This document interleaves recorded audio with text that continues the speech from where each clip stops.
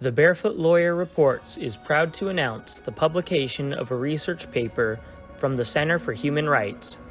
It addresses the establishment of illegal policing and surveillance stations by the Chinese Communist Party in America and other countries.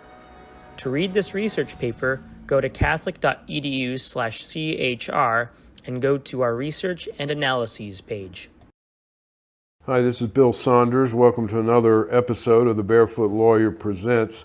This is a special episode with Dr. Lee Edwards. We're coming to you from the Center for Human Rights at the Catholic University of America. And Lee got his PhD from Catholic University. And he's also the founder of the Victims of Communism Museum and Memorial.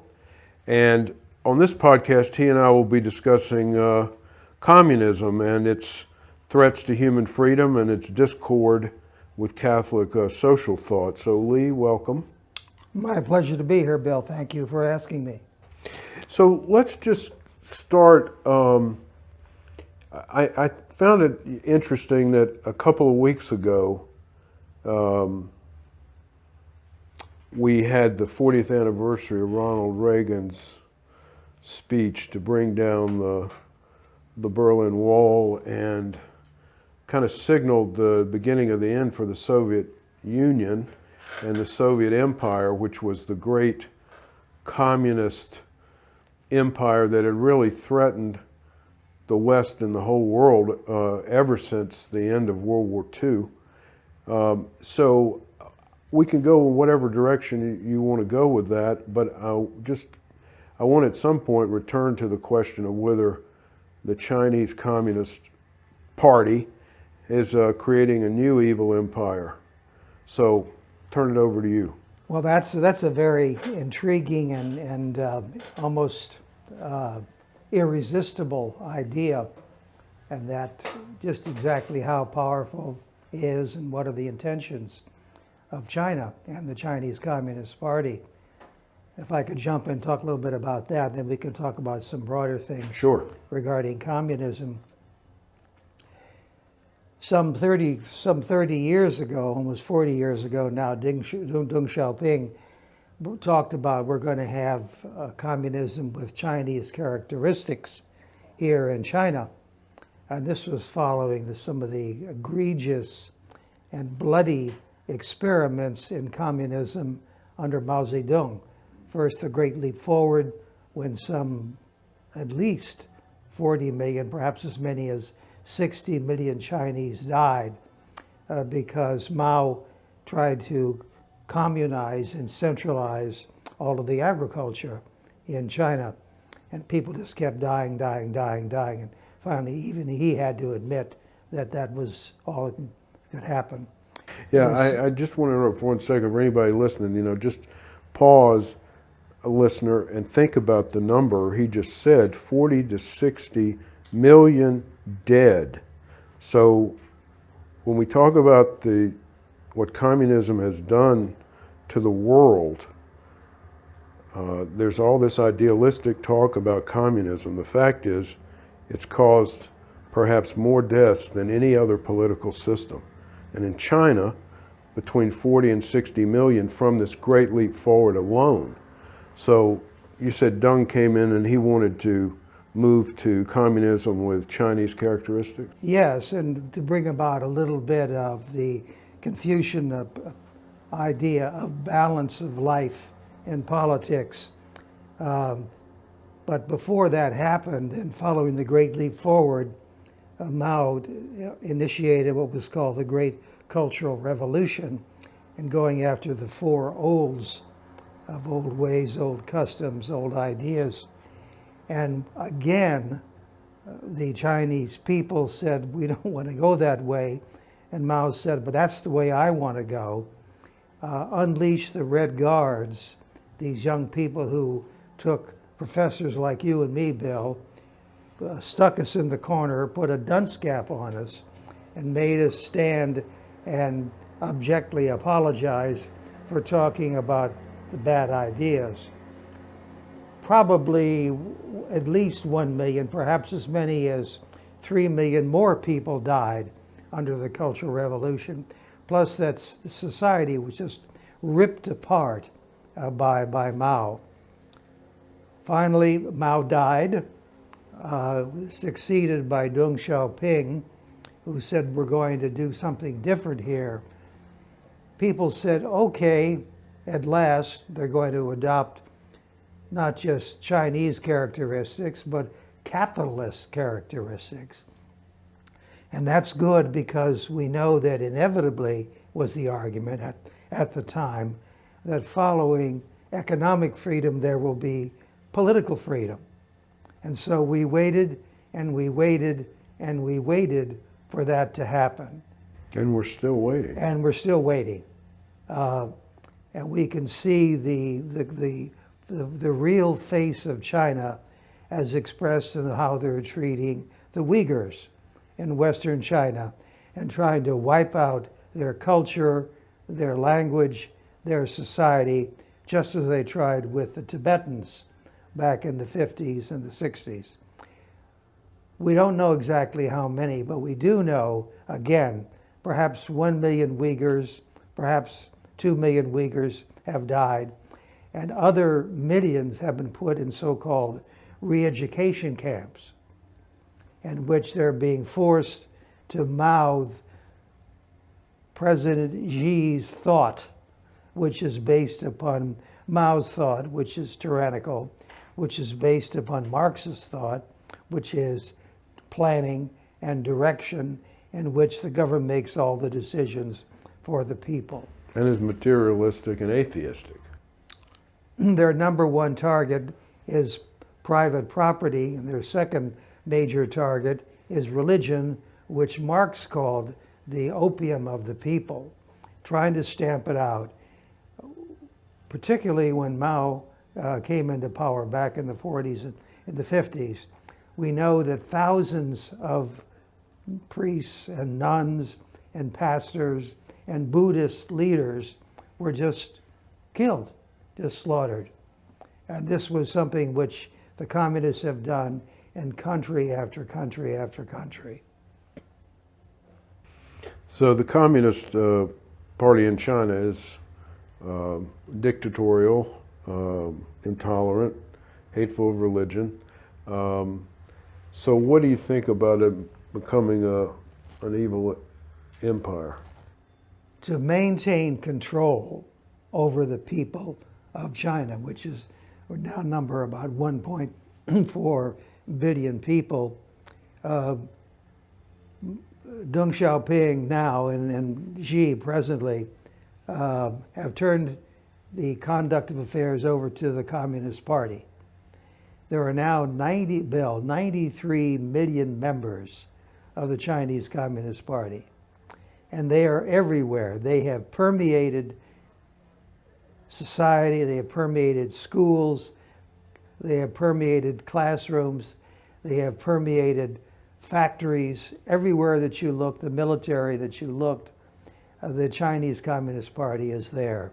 And so this is one of the definitions of totalitarianism. And that's what China is today, notwithstanding it's allowing certain free, I won't say free enterprise, but certain capitalistic characteristics to be practiced.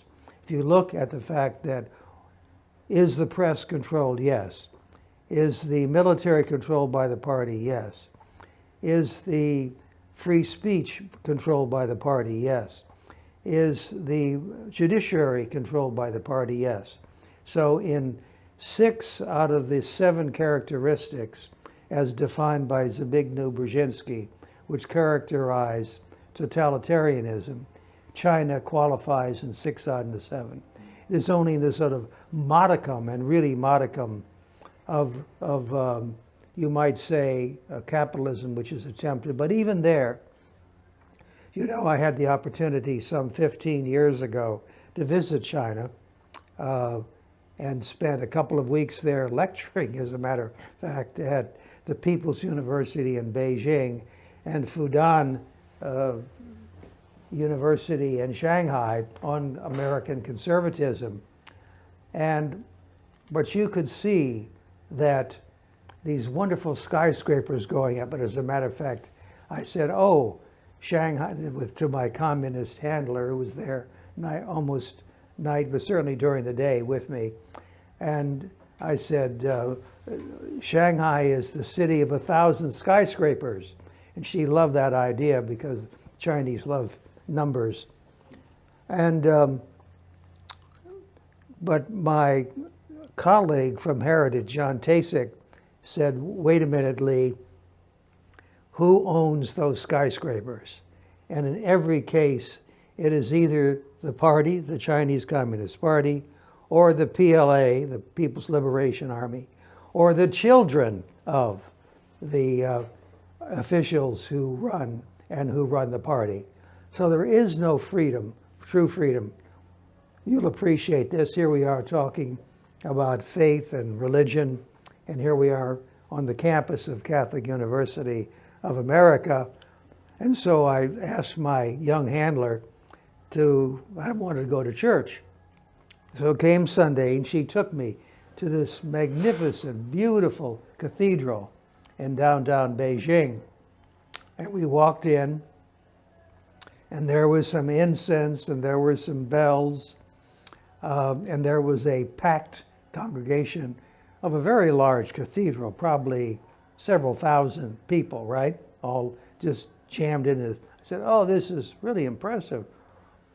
Putting aside who declared who was going to be the bishop of that particular church, I said, how many Catholic churches are there in Beijing? And she said very proudly, oh, we have another one. So we have two. Beijing at the time had about 20 million people.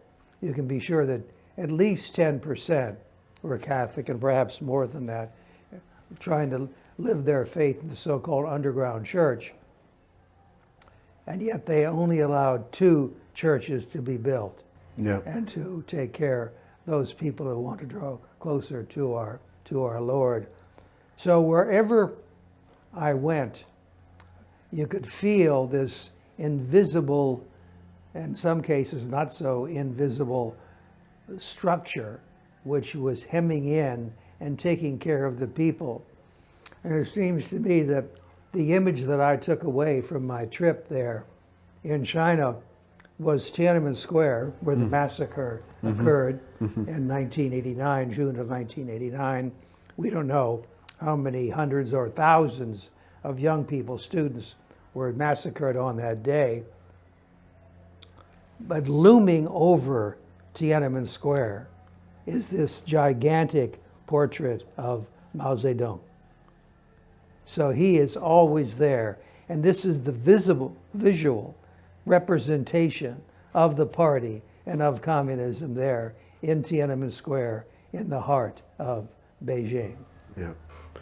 Yeah. Well, we know China's extraterritorial ambitions through their Belt and Road Initiative, and we know of their recent rather amazing statement between Chairman Xi and Vladimir Putin about they were going to set the agenda for the world, for the progress of the world for the next 100 years. And we know China's efforts to infiltrate the United States through all kinds of organizations and institutions, including the Confucian Institutes on campus, including Hollywood, the fact that Hollywood is so intimidated by the thought of losing that market in China that it refuses to make a film of the life of Guangcheng, who is our distinguished fellow, which is an incredible story of how he escaped, because they don't want to upset the Chinese. Same thing with business. Many of our corporations,